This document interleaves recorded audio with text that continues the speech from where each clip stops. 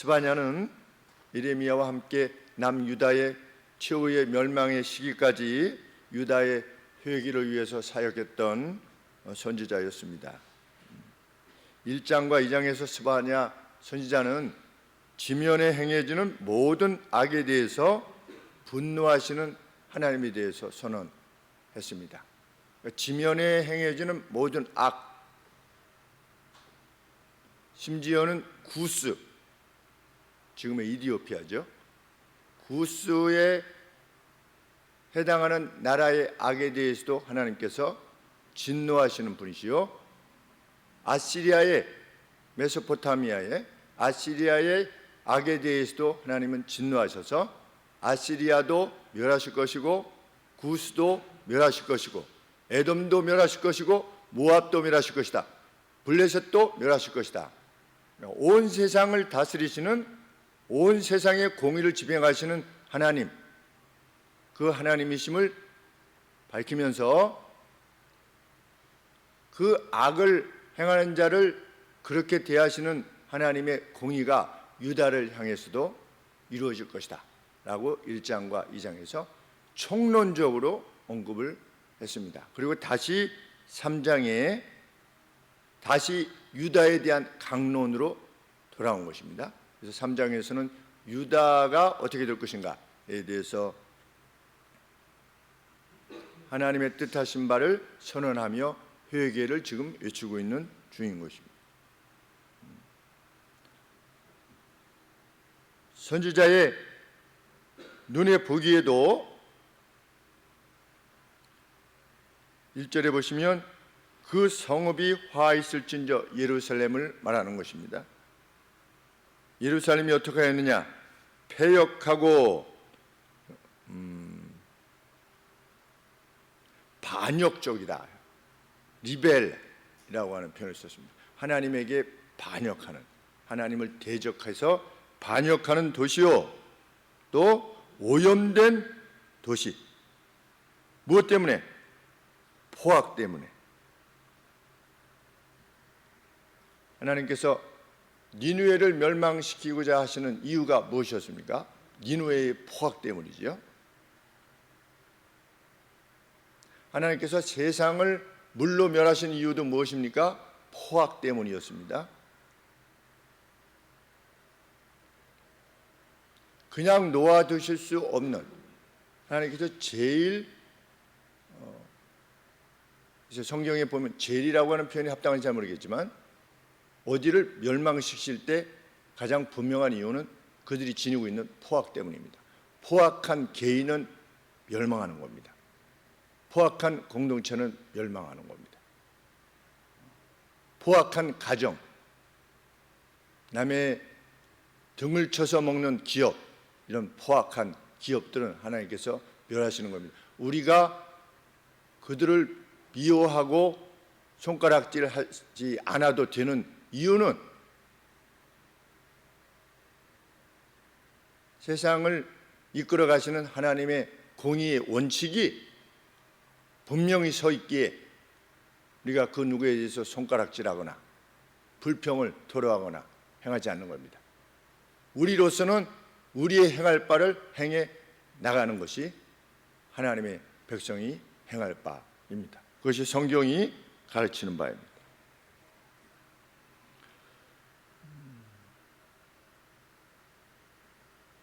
2절 말씀해 보시면 하나님이 그가 그랬는데 예루살렘을 말하는 겁니다. 명령을 듣지 아니하며, 하나님이 많은 선지자들을 통해서 하나님의 명령을 주셨습니다. 그리고 하나님의 교훈을 주셨습니다. 그런데도 불구하고 그들이 여호와를 의뢰하지 아니하여 자기 하나님에게 가까이 나아가지 아니하였다. 하나님 앞에 나아가지 않는 사람은 여호와를 의뢰하지 않는 것입니다. 하나님의 전을 가까이 하지 않는다면 그는 하나님을 가까이 하지 않는 것입니다. 우리 성경에 보면 하나님을 사모하는 이는 하나님의 전을 그토록 사모했습니다.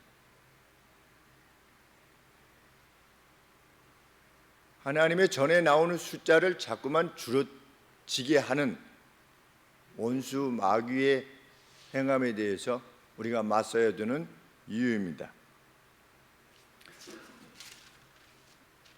그들이 하나님에 대해서 하나님을 구하지도 않고 바라지도 않고 신뢰하지도 않았던 이유를 무엇이라고 1장 12절에서 밝혔습니까? 그들은 스스로 이르기를 여호와께서는 복도 내리지 아니하시고 화도 내리지 않는 존재다. 그러니까 하나님 앞에 나오지 않는 겁니다. 오늘 하나님 앞에 나오지 않는다. 아무 기대할 것이 없다고 여기면 무엇하러 나오겠습니까? 그래서 하나님의 전에 나오는 시간이 점점 줄어들게 되는 것입니다. 선지자를 통한 회개 외침에 대해서 개의치 아니하고 또 하나님에게서 아무것도 바라지 않는 그 사람들이 예루살렘의 사람들이었는데 그 결과 어떻게 되었는가? 명목상의 종교만 남은 겁니다. 명목상의 종교. 그들에게는 누가 있었습니까? 3절에 보시면 하나님의 이름으로 세워진 방백들이 있었고 또 유사들이 있었습니다. 제사장들이 있었고 선지자들이 있었습니다. 네 부류에 대해서 지금 언급하고 있는데 하나님에게서 아무것도 기대할 수 없다. 그러니 인간이 행하는 바만 남아 있었던 것입니다. 오늘 교회에서 경계해야만 되는 내용이 바로 이것이죠. 그들 가운데 있는 예루살렘 가운데 있는 방백들은 부르짖는 사자요.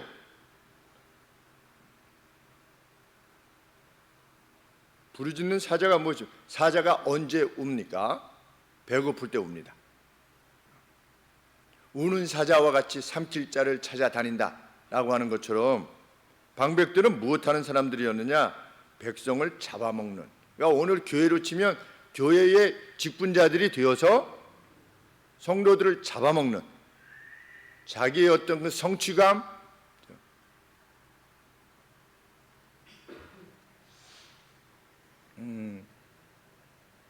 한 20년 전이겠죠. 20년도 더 됐는지 모르겠어요. 한 30년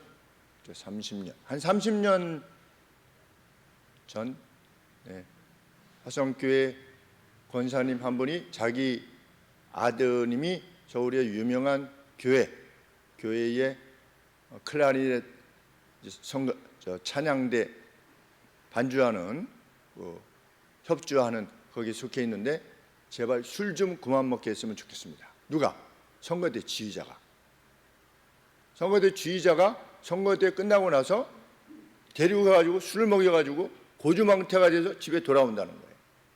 그래서 권사님이 우리 누구 좀 술 좀 취하지 말라고 좀 목사님 좀 말씀해 주셨으면 좋겠습니다.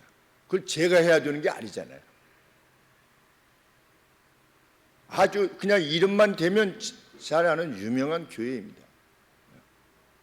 그 지휘자가 어느 대학의 교수고 음악 교수.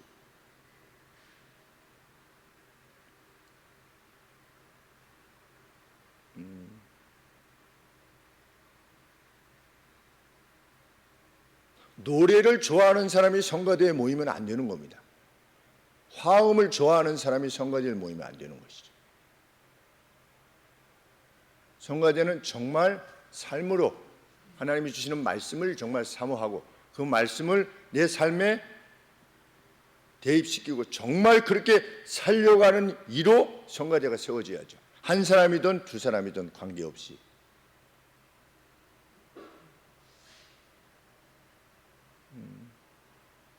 때로 성가대가 어떤 찬양이 필요해서 외부의 성가대원을 이제 성악을 하는 일을 그 메인 솔로 리스트로 부르지요. 과연 그것이 합당할 것인가? 화평교회도 솔로 리스트였는지 아니면 피아니스트였는지 둘 중에 한 분을 모셨는데 수요 예배에 들어오지 않는 겁니다. 밖에 있어요. 그리고 예배가 끝나면 그때 들어와서 성가대 연습을 했습니다. 저는 그런 분은 성가대 반주가 되면 안 된다고 주장을 했지만 그게 안 됐습니다. 장로님께서 그분을 모셔왔기 때문에 제가 부목사 때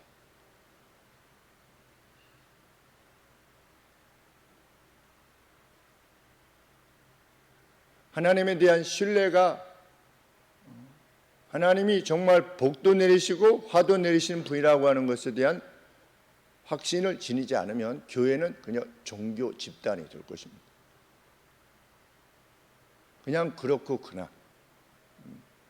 어제 식사를 하는데 58년 개띠 형님 되는 분하고 이 말씀을 전했는데, 그분이 보통 때 저를 선대하세요. 근데 저는 불교를 믿습니다 이렇게 얘기하는데, 제가 목사하다 보니까 불교 얘기를, 자기 종교 얘기를 하기가 좀 조심스러워서 그동안 못 하시다가 어제 제가 쭉 얘기를 이렇게 들었습니다. 쭉 얘기를 들었는데, 불교는 마음을 다스리는 종교입니다. 한마음 선언에 다니신대요. 그런데 한 달에 한 번씩 가면 요만한 염주를 주신대요. 그러면 108번을 가면 하나의 이 염주가 이렇게 만들어지는, 그러니까 108주 108달이면 한 10년 정도 되겠죠. 그렇죠? 10년 맞나요? 한 달에 1년에 12번이니까 108을 만들려면 한 9년 정도 이렇게 가면 그 하나에게 만들어지는데, 그 하나에다가 이제 마음을 담는 거죠. 무념의 상태로 들어가게 하기 위해서. 어떤 대상을 믿는 것이 아니라 자기 자신의 마음을 다스리는, 그렇게 불교에 대해서 자신이 이해하고 있는데, 그거 맞지요? 제대로 불교를 믿고 계시는 거죠. 오늘 우리가 하나님을 섬기면서 하나님이 복과도 관계없으시고 화와도 관계없으신 그 어떤 그냥 천성에나 계시는 그 어떤 존재로 인식하게 된다면, 우리 기독교인이라고 하는 바와 불교도가 행하는 바와 다를 바가 없을 것입니다. 그러다 보니까 종교다원주의라고 하는 것이 나오는 거죠. 신에게 도달하는 그 정상은 하나인데 루트는 다양할 수 있다. 오늘 교회들이 점점 그리로 나아가고 있으며, 유럽 교회는 이미 황폐화됐죠. 그래서 그냥 문화인 것입니다. 문화.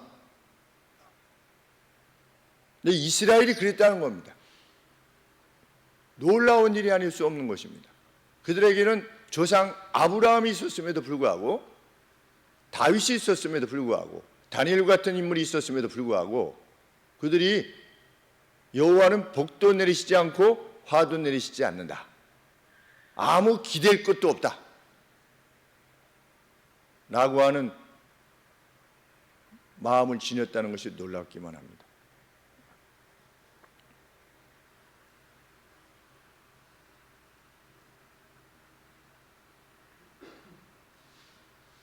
예루살렘 안의 관원들과 유사들이 단지 으르렁거리는 사자들이요 저녁 이리들이어서 아침을 위해서 그 어떤 것도 남겨두지 않는 자들과 같았다. 우리가 그냥 물면 다 먹는 겁니다.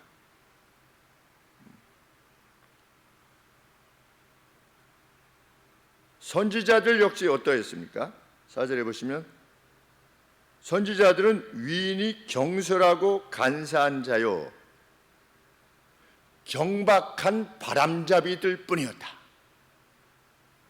주석에 보니까 그렇게 되어 있습니다. 경박한 바람잡이들. 누가? 선지자들이 하나님의 뜻으로 백성들에게 알려서 백성들이 어떤 길을 가도록 해야만 되는데, 바람잡이 역할만 했다는 겁니다. 마치 선지자인 척, 그런 양. 그래서 결국은 누구를 유익하게 하느냐? 자기 자신을 유익하게 하는, 자기의 추종자들을 만들어내는 그런 경박한 바람잡이들일 뿐이었다. 제사장은 어떠하였다? 4절 하반절에 성소를 더럽히고 하나님의 성소를 세속화하여서 더럽혔으며, 그는 율법에 직역하면 율법의 폭력을 가했다. 누가? 제사장이. 율법의 폭력을 가했대요. 이게 무슨 말이냐? 제사장은 특별히 어떤 역할을 해야 되는 겁니까? 거룩과 부정에 대한 율법의 개념, 이것을 성도들에게, 이스라엘 백성들에게 분명히 선언해야 되는데 그것을 왜곡시킨 것입니다. 자기 임의대로.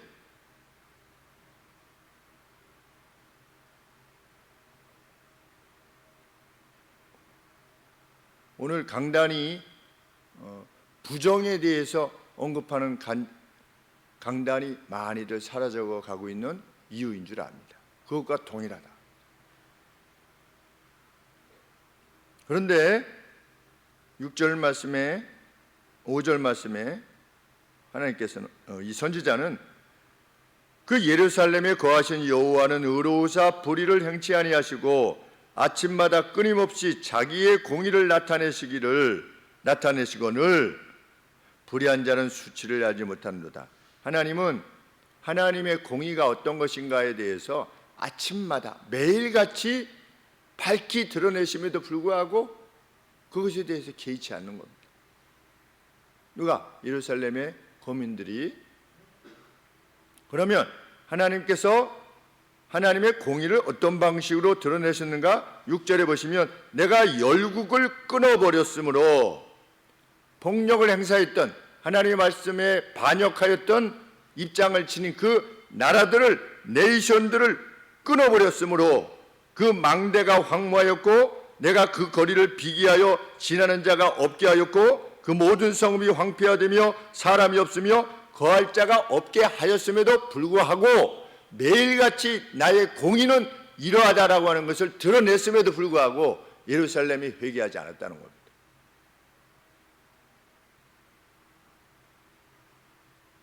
하나님께서는 7절 말씀에 내가 이르기를 너희는 오직 나를 경외하고 교훈을 받아라. 내가 주는 교훈을 받아라. 그리하면 내가 지명한 형벌을 내가 너희로부터 거둘 것이다. 그러니 내 말을 듣고 돌아서라 했지만 그들이 부지런히 그 모든 행위를 더럽게 하였느니라. 어디가? 예루살렘 안에 거하는 거민들이. 하나님께서는 남은 옵션이 없는 것입니다. 하나님의 옵션은 무엇일 수밖에 없습니까? 8절 말씀에 나 여호와가 말하노라. 그러므로 너희는 나를 기다리라. 무서운 말씀입니다. 내가 어떻게 행하는가? 너희는 나를 기다려라. 그래, 나를 기다려라. 어떠한 나를? 내가 일어나 벌할 날까지 너희가 나를 우습게 여기고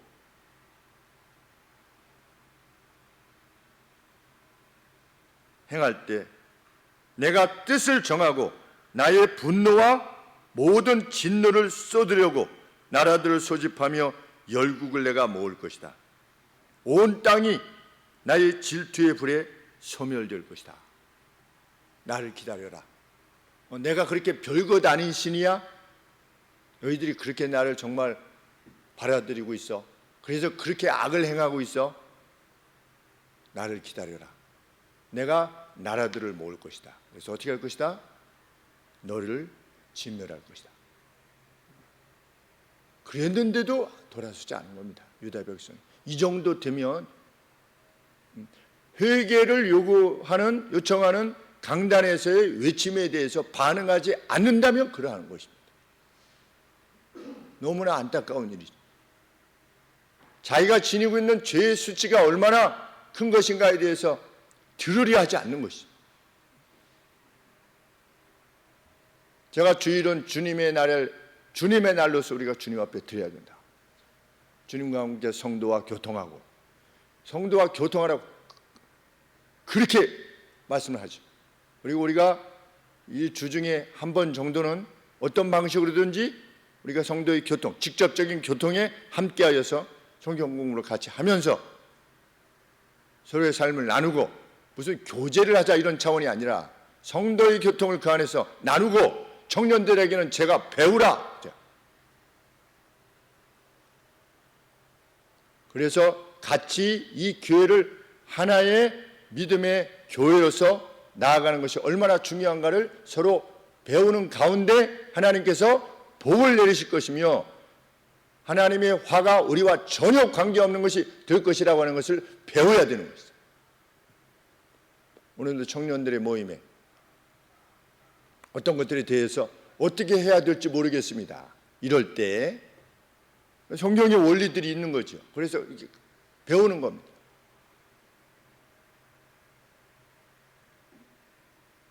이런 상황에서는 이렇고 저런 상황에서는 저런데 이게 어떻게 해야 될지 모르겠습니다.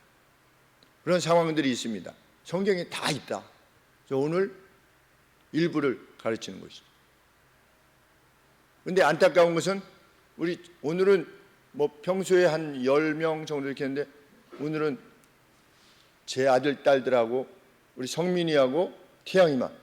그래서 제가 참 고맙고 감사한 것이 성민이와 태양이가 그 시간을 소중히 여기고 뭐 제가 뭐 좀 같이 부엌 돕다가 좀 늦게 와도 뭐 이렇게 늦게 왔느냐는 식으로 이렇게 하지 않고 그냥 끝까지 하면서 거기에 진지하게 묻고 참여하고 이럴 때 우리는 5년 뒤 10년 뒤를 볼 겁니다. 과연 하나님께서 그렇게 하나님을 트러스트하면서 행하는 그 청년들이 어떠한 방식으로 나아갈 것인가에 대해서 분명히 보게 하시는 것이 하나님의 공의입니다. 우리의 자녀들이 하나님께서 원하시는 바가 무엇이라고 하는 것을 명확히 알려주었음에도 불구하고 달리 나가는 길과 그 안에 분명히 행하는 이들에게 베푸시는 하나님의 능력이 어떠한 것인가를 보게 될 겁니다.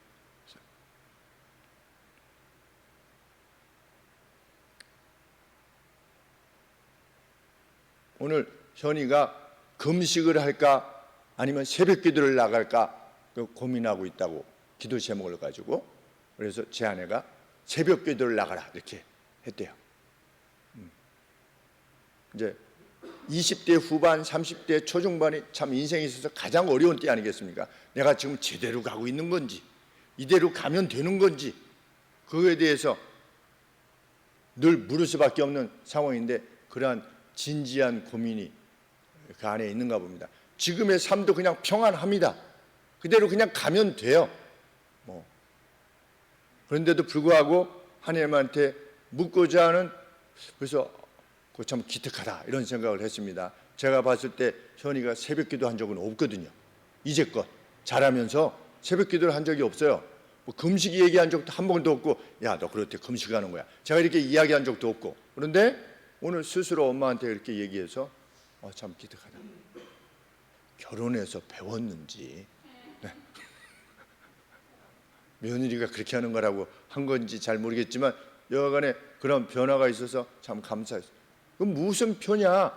하나님이 화도 내리시고 복도 내시는 주체이시다라고 하는 것을 확신하는 것이죠. 그래서 정말 인생에 진지한 고민이 있을 때 누구한테 묻는 겁니까? 하나님 앞에 묻는 거죠. 정말 뭐 저도 그랬듯이 응답을 받았듯이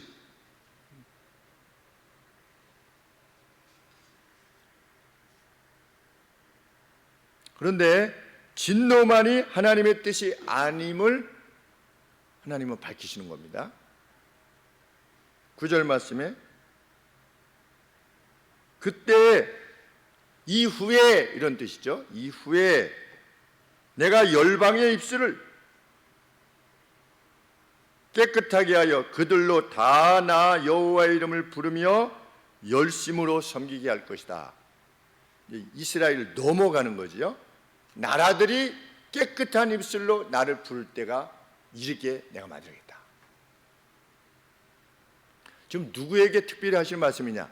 이스라엘 백성들 가운데 예루살렘 가운데 남아있는 이들, 하나님을 구하는 이들, 다니엘과 그의 3명의 유다 지파의 인물들, 그러한 인물들에게 주시는 하나님의 말씀입니다. 미리 선언하시고 이후에 이루실 것입니다.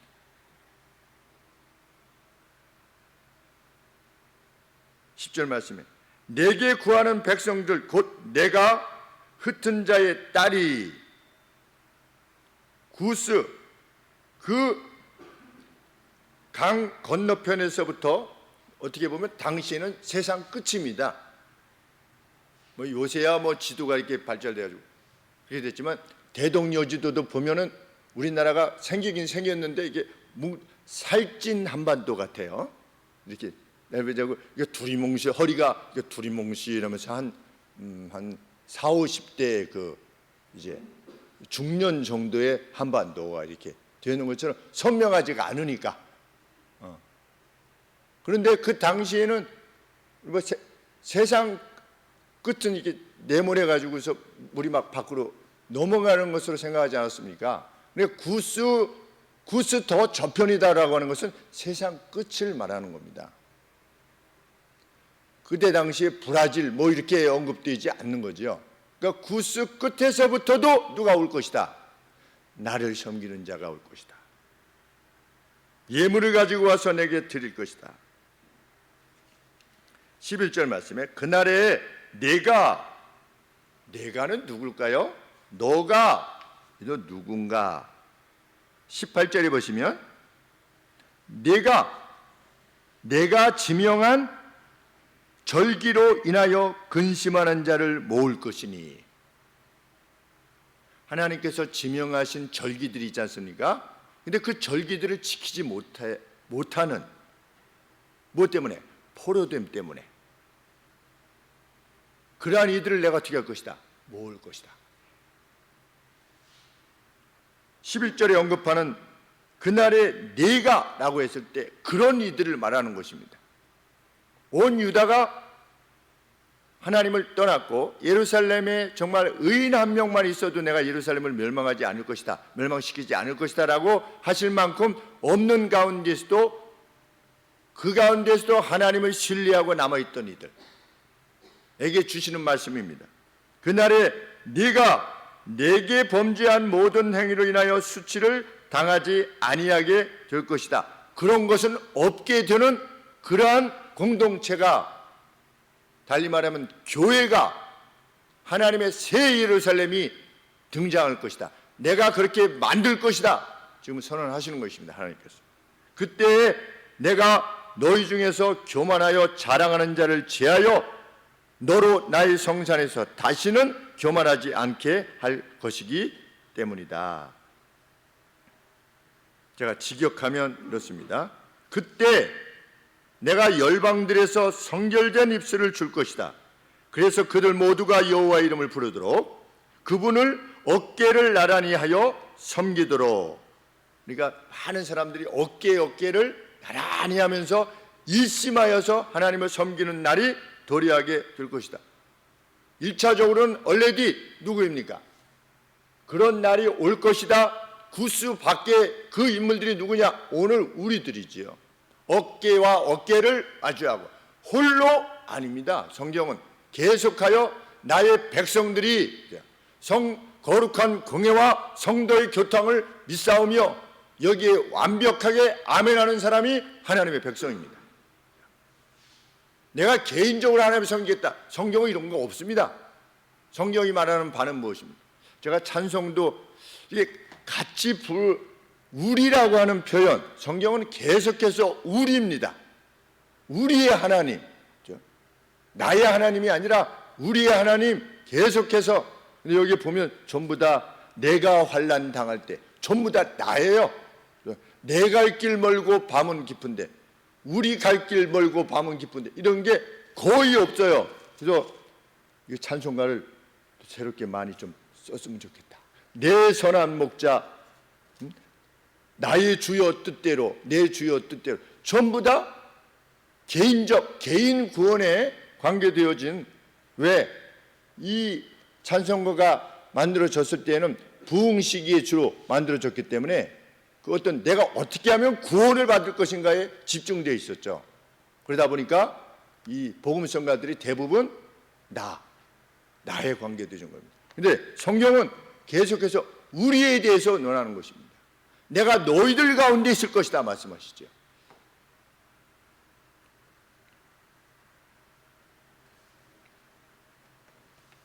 내가 그날에 그때 11절에 중간절 이후에 너희 중에서 교만하여 자랑하는 자를 제하여, 천국에는 누가 없습니까? 교만하여 자랑하는 자가 없게 될 것입니다. 너로 나의 성산에서 다시는 교만하지 않게 할 것이기 때문이다.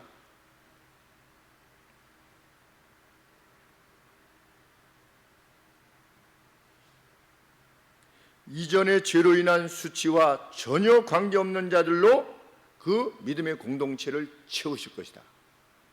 언제일까요? already 이미 하나님의 교회는 시작됐고 not yet 최후에 완성되겠죠. 그러한 나의 나라를 만들 것이다. 남은 자들이여 위로하시는 겁니다. 오늘도 그렇지 않습니까? 우리가 하나님의 백성으로서 살아가는 것이 우리에게 얼마나 많은 불편함을 초래하며 어떨 때는 부끄러움을 받아야 될 때가 있고, 우리가 잘못하지 않은데도 불구하고 세상이 교회에 대해서 이유 없는 불만을 터뜨리고 조롱하고, 하나님께서 그 나라를 준비해 나가실 것이다. 그때 당신은 오죽 했겠습니까? 믿는 이들. 초대교회는 또 어떠했을 것이며, 중세시대 때는 또 어떠했을 것입니까? 13절 말씀해 보시면 남은 자들이라 일컬음을 받게 될 그들은 더 이상 잘못을 행하지 않을 것이고 그 어떤 거짓도 행하지 않을 것이며 속이는 혀가 그들의 입술 안에서 발견되지 않을 것인데, 왜냐하면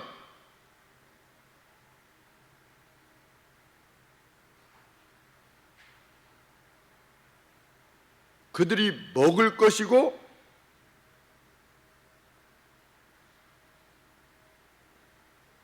두렵게 만들 그 누구도 없이 누울 것이기 때문이다. 요 내용은 13절의 내용은 조금 재번역이 정말 필요할 것 같습니다. 이스라엘의 남은 자는 악을 행하지 아니하며 거짓을 말하지 아니하며 입에 괴율한 혀가 없게 될 것인데, 왜냐하면 그들이 먹을 것이며 누울 때 그들을 두렵게 만들 그 어떤 존재도 없을 것이기 때문이다. 어디가? 하나님의 나라가. 그 나라에는 해함도 없고 상함도 없을 것이다. 왜냐하면 여호와를 아는 지식이 넘칠 것이기 때문이다. 언제? 천국에서. 천국에서는 남을 때림도 해함도 상함도 없게 될 것이다. 왜? 이것이 하나님의 진정한 신의 뜻이구나 라고 하는 것을 100% 확인하게 되는 날이 그 천국에 있는 날이 될 것이기 때문에 천국에는 뭐가 없다? 해함도 없고 상함도 없다는 겁니다. 오늘은 뭐라고 말씀하시는 겁니까? 너희 중에는 악을 행하거나 거짓을 말하거나 입에 그 거짓말을 하는 혀가 없게 될 것이다. 그날에는, 내가 만들어내는 어떤 공동체에는, 다시 말하면 그 교회에는, 왜? 먹을 것이며, 우리가 거짓말하고 남을 속이고 이렇게 행하는 이유가 무엇입니까? 미래에 대한 불안이나 그 어떤 것들 때문에 무엇을 행하게 되는데, 하나님께서 만드시는 거기에는 충분히 먹게 될 것이기 때문에 굳이 막 거짓말을 하고 뭘 해서 그것을 얻으려 하지 않을 것이며, 또 누워 잠을 잘 때 누가 나를 해치지 않을까 하는 두려움이 전혀 없는 상태일 것이기 때문에 그런 것들이 다 필요 없는 그러한 세상이 도래할 것이라고 하나님께서 말씀하시는 겁니다. 그런데 그것을 예표로 보여주는 것이 뭐냐? 오병이어인 겁니다. 오병이어의 사건 때 물고기 2마리와 보리떡 5개로 어디 위에 앉게 하셨죠? 예수님께서 푸른 잔디 위에 푸른 잔디 위에 앉게 하셨습니다. 그래서 50명씩 100명씩 이렇게 무엇과 비슷합니까? 양떼들이 이렇게 누워있는 것과 비슷하지요. 거기서 예수님이 뭘 제공하셨습니까? 물고기 2마리와 보리떡 5개로 5,000명을 먹이셨잖아요. 남는 게 12광주리가 넘었다. 그것은 무엇을 말하는 겁니까? 어떤 분이 그걸 가지고 환경을 보호해야 된다는 걸 예수님이 보여주시다고 하는데 정말 막 화가 납니다. 그때는.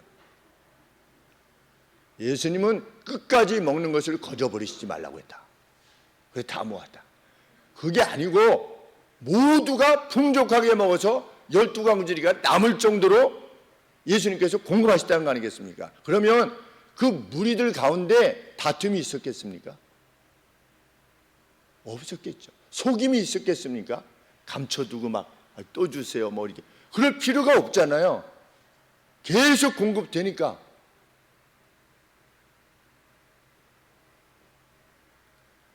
그들이 두려움 가운데 거기 있었습니까? 그렇지 않죠. 그들과 함께 했던 목자 되신 예수님,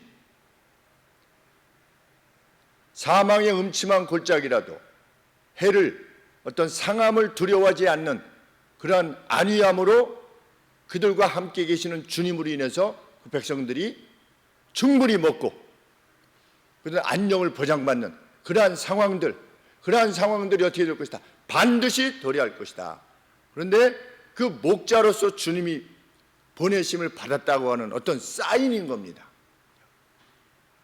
예수님이 그런데 사람들은 무엇만 보고 따라다닌 겁니까? 먹을 것만 보고 따라다녔죠.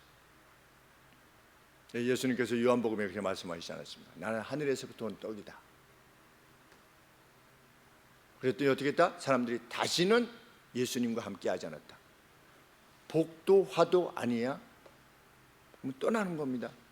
교회 다녀봤자 복도 화도 없어 라고 하는 이들은 교회를 떠나죠.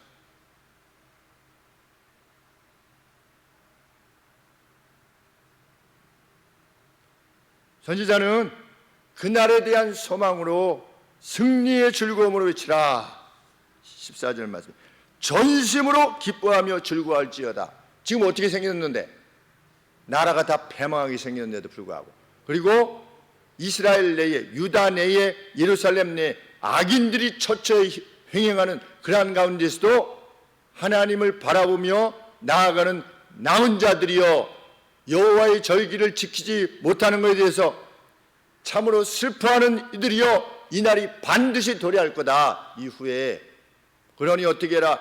전심으로 기뻐해라. 오늘 우리에게 주시는 소망의 말씀과 동일한 것입니다.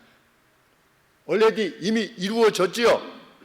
예수님 오시기 전 600년 전에 이 선언이 있었고, 그것을 이루시기 위해서 주님이 오셨고 앞으로 완성될 건데, 우리는 이 중간 단계에 있는 사람들이죠.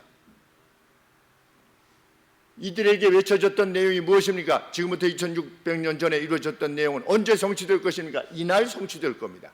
우리도 여전히 미래로 바라보고 있는 것이죠. 누군가 이 하나님의 약속을 신뢰하는 이라면 남은 자들인 겁니다. 이 소망이 아닌 다른 소망을 무슨 소망이라고 말할 수 있겠습니까? 어차피 다 죽는데, 늙어서 죽고. 어머니께서 말씀하시기를 내가 언제 90을 먹었는지 모르겠다, 이렇게 말씀하셨어요. 우리 다 그렇지 않습니까? 내가 언제 76세를 먹었는지 모르겠다. 우리 유건사님도 그러실 것이고. 우리 오늘 식사하시다가 정진아 지사님께서 중학교 때 이야기를 하시는 거예요. 중학교 때 교장 선생님 따님이 있었는데, 그 교장 선생님 따님하고 그 말씀하실 때가 가장 힘있게 말씀하셨어요. 아주 마음에 드셨는데 그 뒤로 한 번도 못 만났다, 이렇게 말씀하시면서 하시는데, 그게 지금 몇 년 전입니까? 70년 전이에요. 70년 그냥 훅 갔는데 아직도 그 마음이 남아있을 만큼 그 짧은 거, 멀리 있었던 일이라고 생각이 들면 그렇게 말씀하시겠습니까? 근데 아주 가까이 있었던 일이라고 그냥 엊그제 같으니까 그렇게 말씀을 하시는 거죠. 힘주어서. 바로 뒤에 우리 권사님 계시는데도 개의치 아니하시고 그냥 우리 인생의 진정한 소망이라고 말할 수 있는 게 무엇이 있을 것인가 정말.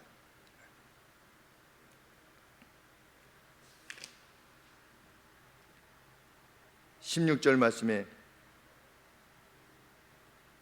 그날에 예루살렘에 이르기를 두려워하지 말라.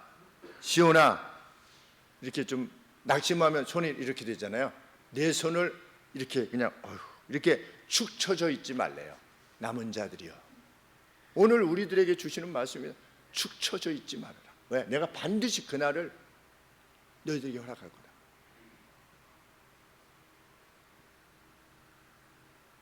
너희 하나님 여호와가 너희 가운데 계시니, 우리 찬송 나오지 않습니까? 그는 구원을 베푸실 전능자. 우리 복음성가의 요 내용을 가지고 가사를 만들었지요. 너희 하나님 여호와가 너희 가운데 계시니, 어떤 상황에서 모두가 하나님을 떠나는 가운데서도 너희 하나님 여호와가 너희 가운데 계시면 되지 않습니까? 하나님이 그는 구원을 베푸실 전능자시라. 그런데 어떻게 하실 거래요? 우리가 하나님으로 인해서 기뻐하는 것뿐만 아니라 그분이 너희들로 인하여 기쁨을 이기지 못하여 하시며 너를 잠잠히 사랑하시며 너로 인하여 즐거이 부르며 기뻐하실 날이 반드시 도래할 거다. 하나님께서 자기 백성들로 인하여 기뻐하게 되시는 날. 우리가 하나님 때문에 기뻐하는 것뿐만 아니라 하나님이 자기 자녀들이 이렇게 행복하게, 어떤 가정 내에서 막 행복하게 사는 모습을 보면 부모가 기쁘지 않습니까? 하나님께서 남은 자들을 모으셔서 그들로 인한 영적인 후손들로 인하여서 그 나라를 채우실 것이고 그들 위에 하나님의 기쁨을 두실 것이다. 그런 날이 반드시 도래할 거다. 지금 상황은 어떤데요? 지금 다 멸망하게 생겼는데, 이스라엘이 끝장나는, 정말 끝장났지요. 586년에 유다라고 하는 나라가 멸망돼서 다 없어지지 않았습니까? 성전도 다 불타고 예루살렘도 그냥 다 되고 모든 지도자들은 해외로 다, 사방으로 다 뿔뿔이 포로되어 가고, 그런 상황 가운데서도 어떻게 할 거다? 마지막에 이렇게 할 거다. 못 믿겠냐? 내가 70년 뒤에 고레스라고 하는 왕이 등장하게 할 것이다. 그래서 너희들로 하여금 돌아오게 할 것이다. 그게 이루어지면 좀 믿을 수 있겠냐? 세상 마지막에 대해서 내가 하는 말이, 그렇게 선지자를 통해서 하나님 계속해서 말씀하시고 결국 어떻게 하신 겁니까? 페르시아로 하여금 아시리아를, 또 바벨론으로 하여금 아시리아를 멸망시키고, 또 바벨론은 페르시아에 의해서 멸망케 함으로 페르시아의 고레스 왕이 돌려보낸 것이죠. 하나님 말씀 그대로 이미 성취된 여호와의 말씀은 정미하니 테스트가 이미 끝났다. 역사 가운데 우리는 그 하나님을 섬기는 것입니다. 축 처져 있지 말래요. 앞으로 교회가 부흥기가 끝났다. 종친대 그 어떤 역사 교수님 그렇게 말씀하셨죠. 부흥기가 오지도 않았는데 무슨 부흥기 쇠퇴를 말하고 있느냐. 그것이 믿음 안에서 지닌 우리의 확신이어야 될 것입니다. 사람들 점점 적어지고 사람들은 예수님을 안 믿고, 성경에 그렇게 되어 있나요? 그리고 그렇게 되어 있다면 그것이 꼭 우리나라여야만 될까요? 우리는 남은 자들로서 가기를 원하는 것입니다.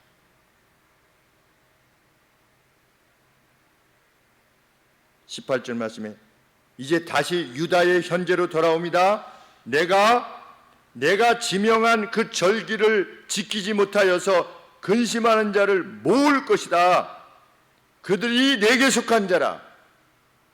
하나님의 절기를 지키지 못하고 하나님의 안식일을 지키지 못하는 것을 근심하는 자가 곧 내게 속한 자다. 그들이 나로부터 나온 자다. 이렇게 원문이 되어 있습니다. 19절에 그때 내가 너를 괴롭게 하는 자를 다 벌하고 저는 자를 구원하며 쫓겨난 자를 모으며 온 세상에서 수욕받는 자로, 우리들이지요. 정말 예수님 때문에 수욕받는 자로 칭찬과 명성을 얻게 하리라. 내가 그때 너희를 이끌고 그때 너희를 모을지라. 14만 4천입니다.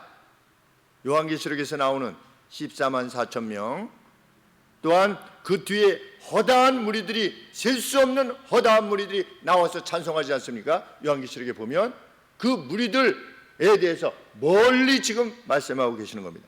선지서는 계속해서 현재를 논하면서 항상 어디를 가리킵니까? 세상 끝을 가리킵니다. 선지자들은 다 그렇습니다. 자기의 현재를 논하는데, 현재를 논하는 이유가 무엇입니까? 현재적으로 공의가 이루어져야 된다, 무슨 과정은 공정하고 뭐 이런 게 아니고,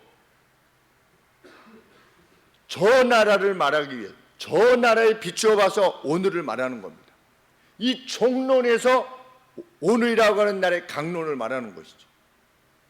근데 한결같은 특징이 무엇입니까? 멀리 바라보는 겁니다. 다 끝을 가리키고 있습니다. 이게 뭡니까?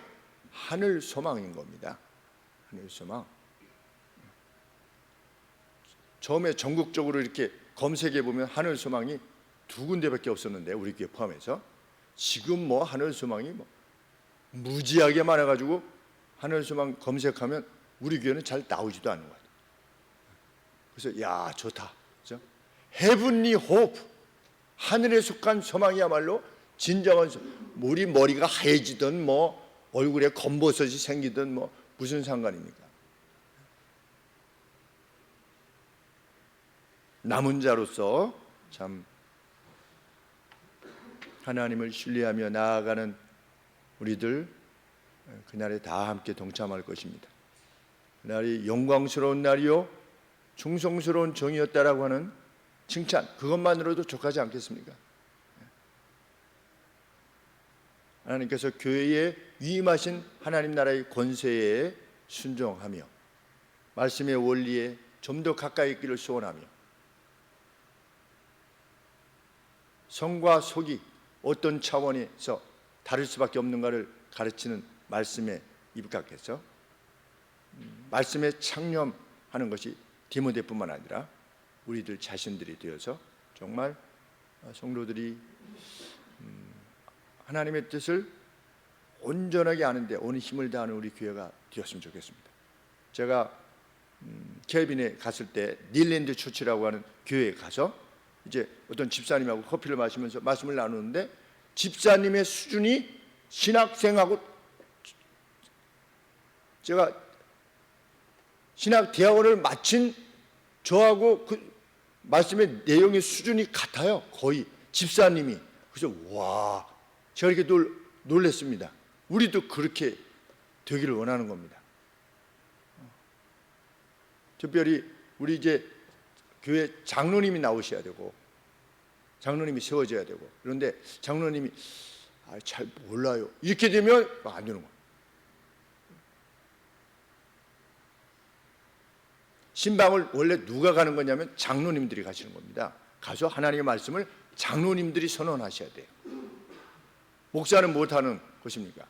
말씀과 기도에만 전념할 수 있도록. 그래서 열심히 연구한 내용이 우리 각각의 성도님들에게 샘물과 같이 계속 공급이 되는 그러한 교회 되기를 늘 소망하며 이렇게 이루어 주심에 대해서 감사로 오늘의 사역을 감당하고 있습니다. 감사하는 마음입니다. 기도하겠습니다.